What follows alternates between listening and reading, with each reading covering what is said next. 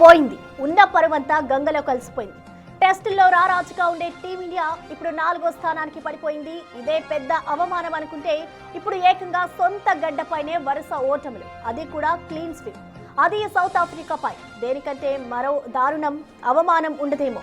పేక మేడలా కూలుతున్న top order, కనీసం fight చేయని మిడిల్ ఆర్డర్, ఇక ఎప్పటిలాగానే చేతులెత్తేసే టైలెండర్స్. ఇది ప్రస్తుతం టెస్టులో టీమిండియా పరిస్థితి. అంతో ఇంతో ఫైట్ ఇస్తారనుకుంటే కీలక సమయాల్లో చేతులెత్తేసే బౌలర్లు. ఇక స్పిన్నర్ల గురించి ఎంత తక్కువ చెప్పుకుంటే అంత బెటర్. మొత్తానికి సొంత గడ్డపై టీమిండియా ఘోర ఓటమిని చవిచూసింది. సౌత్ ఆఫ్రికాతో జరిగిన టెస్ట్ సిరీస్ 2-0 తేడాతో చేజార్చుకుంది. రెండో టెస్ట్ రెండో ఇన్నింగ్స్లో భారత్ బ్యాటింగ్ అత్యంత చెత్త అనే చెప్పాలి. టీమిండియా చివరి 19 టెస్ట్ మ్యాచ్ల రికార్డును చూస్తే ఇందులో గెలిచింది కేవలం 7 మ్యాచ్లే. ఇందులో 2 మ్యాచ్లు డ్రాగా ముగిశాయి. ఇక మిగిలిన 10 మ్యాచ్ల్లో ఓడింది.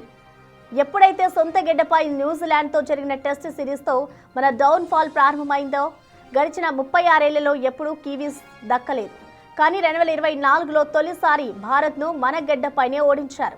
అంతేకాదు 46 రన్స్కే ఆల్అవుట్ అయ్యి తొలిసారి అతి చెత్త రికార్డును కూడా సృష్టించింది. 3-0 తేడాతో ఆ సిరీస్ను క్లీన్ స్వీప్ చేసింది కివీస్.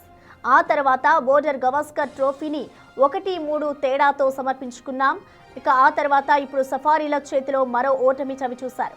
సఫారీల చేతిలో 2-0తో వైట్ వాష్ అవడం 2000 సంవత్సరం తర్వాత ఇదే తొలిసారి.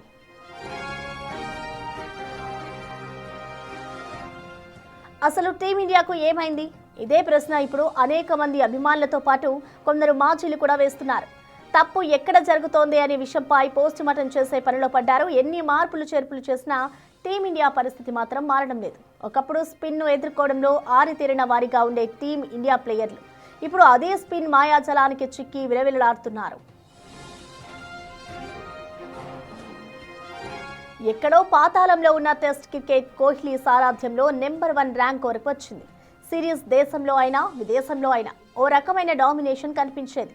ఓటమి అనే మాట మా డిక్షనరీలో లేదు అనే లెవెల్లో విరుచుకుపడేది టీమిండియా. కానీ కోహ్లీని సారథిగా తప్పించడం, ఆ తర్వాత రోహిత్, పుజారా, అశ్విన్ లాంటి దిగ్గజాలు లేని లోటు ఇప్పుడు క్లియర్ కట్గా కనిపిస్తోంది. దీనికి తోడు గంభీర్ కోచింగ్ సామర్థ్యంపై కూడా అనేక విమర్శలు మొదలయ్యాయి. అంతేకాదు బీసీసీఐ తీరుపై కూడా అనేక విమర్శలు వస్తున్నాయి.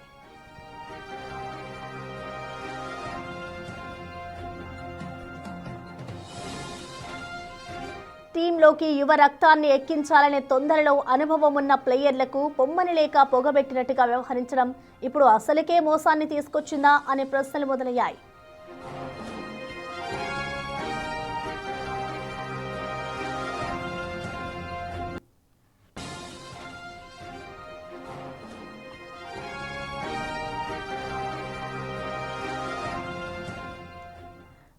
దీనిపై స్పందించేందుకు మనకు స్పోర్ట్స్ అనలిస్ట్ రాకేష్ గారు మనకి అందుబాటులో ఉన్నారు. నమస్తే అండి.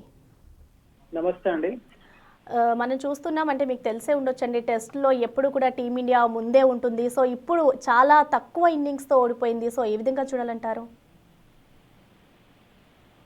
ఖచ్చితంగా డెఫినెట్గా తీవ్ర విమర్శలు అయితే ఉంటాయి. ఎందుకంటే సౌత్ ఆఫ్రికా ఇండియాకి వచ్చి ఇండియాని 2 టెస్ట్ మ్యాచ్ల సిరీస్ని 2-0తోని ఓడించడం డెఫినెట్ గా కష్టంగానే ఉంటది ఇండియన్ ఫ్యాన్స్ కి. ఇక్కడ ఆలోచించాల్సిన అంశాలు చాలా ఉన్నాయి. మనకు ముందుగా గంభీర్ కోచ్ గా పనికొస్తాడా రాడా అనే క్వశ్చన్ రేజ్ అవుతుంది.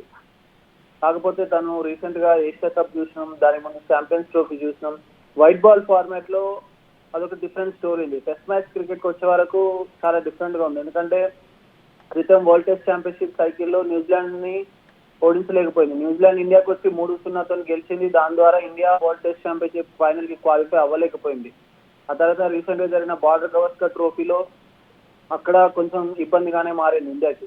ఆ తర్వాత ఇండియా ఇంగ్లాండ్కి వెళ్ళినప్పుడు అక్కడ కష్టంగానే సిరీస్ ని డ్రా చేసుకోగలిగారు. అది కూడా లాస్ట్ టెస్ట్ మ్యాచ్ లో లాస్ట్ లో జరిగిన అద్భుతమైన సంఘటనలు, మొహమ్మద్ సిరాజ్ వికెట్ తీసుకోవడం, Day 5 లాస్ట్ టెస్ట్ మ్యాచ్.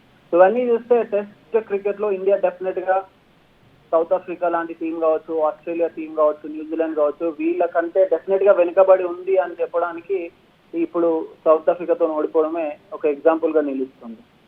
అంటే రాకేష్ గారు ప్రధానంగా చూసుకుంటే ఎవ్రీ టైమ్ ఇటు కోచ్లని చేంజ్ చేస్తూ ఉంటారు. సో ఇప్పుడు గౌతమ్ గంభీర్ని కూడా నియమించిన తర్వాత ఆయనపై కూడా విమర్శలు వస్తున్నాయి. అండ్ మరొక వైపు చూసుకుంటే బీసీసీఐ మీద కూడా విమర్శలు వస్తున్నాయి. కాబట్టి ఏ విధంగా చూడాలంటారు?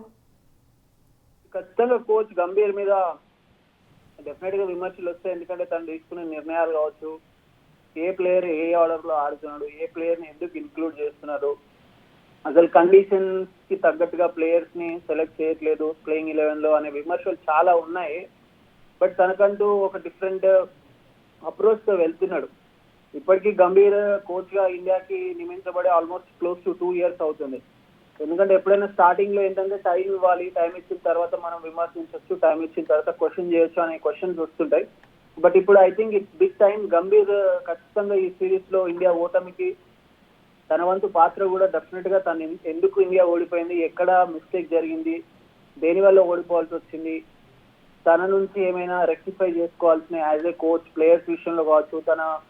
తన మీద ఉన్న ఒక విమర్శ ఏంటంటే మొండిగా వెళ్తూ ఉంటాడు, ఎవరు చెప్పినా వినడు అనే ఒక అది కూడా ఉంది. సో ఇవన్నీ డెఫినెట్ గా గంభీర్ ని ఇబ్బందికర పరిస్థితుల్లోకి నెడతాయి. మరి బీసీసీఐ ఎలాంటి నిర్ణయం తీసుకుంటుందో చూడాలి. డెఫినెట్ గా ఇది ఒక చర్చనీయాంశంగా మారుతుంది ఖచ్చితంగా ఇండియన్ క్రికెట్ సర్కిల్లో.